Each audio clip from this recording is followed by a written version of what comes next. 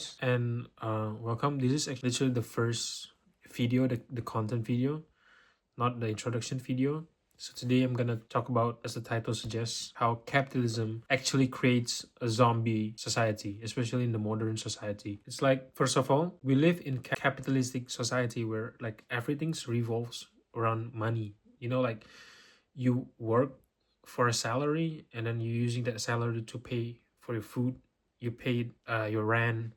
The modern society, it's just like you just wake up 9 a.m. to 5 p.m., you clock in, you clock out, sleep, probably you go to grocery, you cook some food, and then you eat your food, have dinner, washing dishes, and then go back to sleep, and then repeat the same day, Monday to Friday, only hoping for Friday to come faster, enjoying Saturday and Sunday. You only like enjoying 2 days of the week. The other 5 days you just work and work and work, doing like a rat race. And the problem with this is like we don't know exactly why we're doing this. We just being programmed. We just go to school. Once we finish the school, the society just expect us for the next like 40 years or something just to work and work and work until you retire and get your pension fund. Lucky for you if you live in a country where there is pension fund. If you don't have it, then you just hoping for your saving to be able to help you retire. It might sound like a simple and good life, but if you think about it, the fact is like this modern society, it makes people depressed. It makes people feel lonely. It makes people purposeless. You don't know exactly what you're doing for your life. You're just living day by day and then expect to accumulate as much money as possible. And then once you achieve this, then you're gonna find your eudaimonia, as like Greek philosopher describe it. It's like eudaimonia is like happiness, fulfillment in your life. Despite beautiful neon lights, despite skyscrapers, despite having a high paying salary jobs, there's a theater where you can watch movie. Actually, like metropolitan cities, the urban life, even though it offers a lot of these things, and many people in rural areas especially, they move to bigger cities to find job opportunity, to live a better life. Living in an urban city means that you are going against your nature. It's like in a rural cities, you live in accordance with nature. You live in nature with a fresh air, compared to the city where everything is just like smoke and dust from the vehicles. And then also you live in a cramped areas where there's so many people. In rural areas, at least there's space, there's like field, there's like space to breathe. Unlike cities, you don't have space to breathe.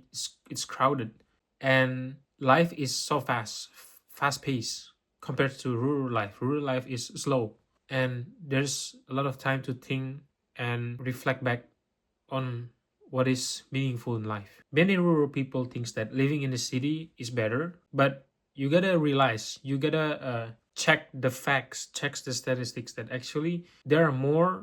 I'm not gonna say the word because YouTube algorithm might demonetize, ban our video, but I'm gonna call it self deletion.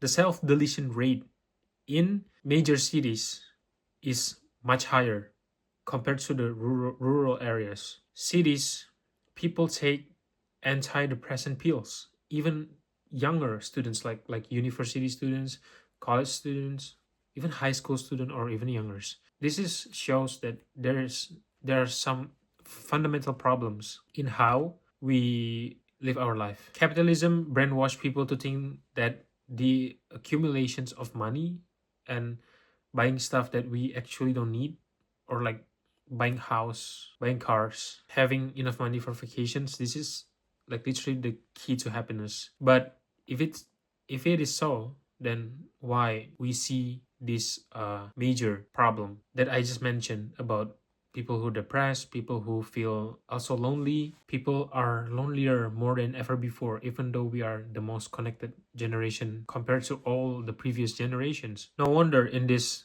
modern societies we literally become zombies. We live and we just like wandering around, and then we don't have the spirit to live, but at the same times we don't want to die. So we just living this rat race, hoping that one day we will be happy. Not now, but one day. And I think here are several points why I think that capitalism is really the root cause of all problems, and why capitalism truly makes us unhappy and literally made us into living walkers, living zombies. First, many people are applying for jobs because they think that by applying jobs, they can accumulate money. Of course, to survive, you need to survive. You need to pay the bills. You need to do this. You need to do that. And then with the excess money that you have, you can use it to purchase things that you like. We see how the people, especially in East Asia, people who live in Beijing, people who live in Tokyo, people who live in Seoul, they keep working.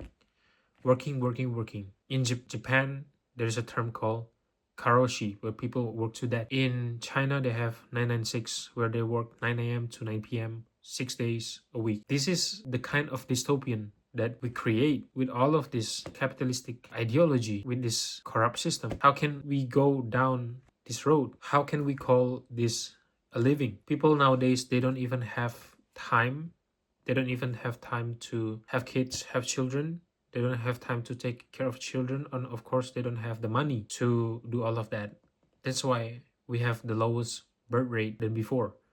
South Korea having 0.68 birth rate, and also Japan, I think they have 1.2. Taiwan also have the smallest, like 1.0 or something. Of course, to keep population to grow, we need like 2.1 birth rate per adult woman. Second main point is about how capitalism tricks us to think that everything is about money. Everything in life is about money. But of course, it is not. Capitalism started in industrial revolutions, where if you read the literature of Marx, you can see how the emergence of two conflicting classes that he described as bourgeoisie and the proletariat, how the owner of the means of production, they just try to accumulate as much profit as possible, and at the same time this costs proletariat a lot. So many people suffer, so many people work like 12 hours a day, children are being employed, people don't have much time, they just work and work and work. They sell their life, they sell their dream, they sell their honor, they sell their energy, all of their life, just for surviving. And this is the case for proletariat, while the bourgeoisie, who is the small number of populations, they just having as much fun as with this money, like I don't know, like party, buying stuff, buying more and more stuff just to be more happy, be more fulfilling. But in fact, even the bourgeoisie knows that once you get a certain amount of money, there will be no enough money, more money, more things to achieve, more numbers to aim for. And Karl Marx has criticized this, and that's why even until today there's still many people advocating for socialism and communism. And what we see from the time of Marx until today, it doesn't change that much. We still do the same thing, but we just have more rights. We just put more rights. We just make it more humane. But the fundamental problem of there is no purpose, there's no meaning on doing all of this, it still persists, doesn't change. Also, when money is everything, we forget the most important thing. For example, like altruism, also things like brotherhood, also things like love, self-sacrifice, honor, brotherhood, and the other things. These things becomes meaningless. For example, I want you to look at people who live in the ancient times.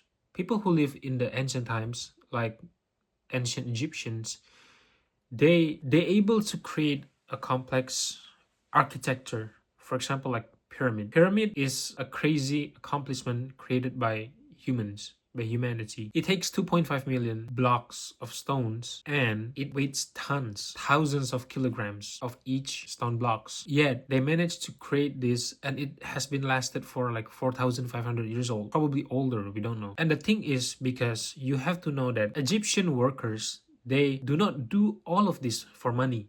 In fact, they're not paid by gold coin, silver coin, and etc. They're not. They were paid in beer and bread. I think beer and bread, yeah. But also the reason why, even though we have advanced technology, even though we have like just say all of the technologies that we have right now, we created like fighter jet or like nuclear weapons, but we cannot create things like pyramid. And this is because when the ancient Egyptians built pyramid, they do it with all of their hearts, mind, and soul, because they're doing this for their gods, their religion, their beliefs. This is something that we don't have in capitalistic society. We just do things, we just build things, we just create things for the sake of money, even though it's poor quality, even though it's bad, very very bad quality, or doesn't bring good impact to people. Doesn't matter, as long as it's profitable, just keep producing it. Last point, just for this video, is capitalism teach us that hedonism is the purpose of our life. It's the philosophical ideology of our life. So so what is the definitions of hedonism?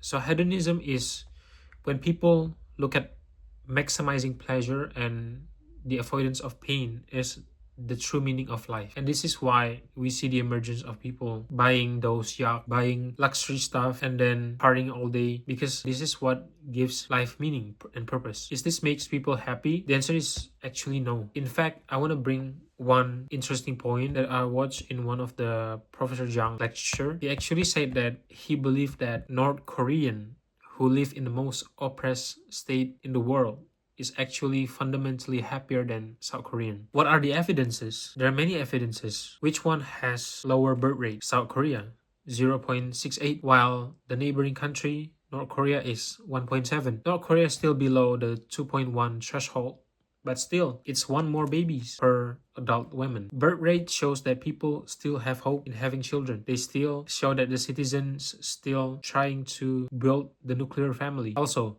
which one has more self-deletion rate? Which one is higher? South Korea again, one of the highest. North Korea, definitely lower. In fact, people who live in the most oppressed state, they still live brotherhood. In North Korea, they live in collectivist society. They help each other. The family help each other because they live in a hard way. So they still have that altruism in their heart. Unlike the South Korean, there's like a person who don't pay rent for like a few months. Then they found out this person is dead just because the landowner realized that this person doesn't pay rent for the few months. So they check it, the person died. It's crazy. So the only reason they found his dead body is because this person doesn't pay money to the landowner, not because some family or some people, some friends or neighbors miss him. Like, where is this person? They just like, oh, this person doesn't pay rent, I'm gonna check on him so he can pay money. And once he pays money, then don't care what he's doing. It's so nihilistic, right? And I think that's all for now. I just want to make this first video content, and I know that I apologize that probably the way I speak is not clear and thorough, but I still working on it. This is first video probably I ever made, except my introduction video. So like and subscribe, and please comment.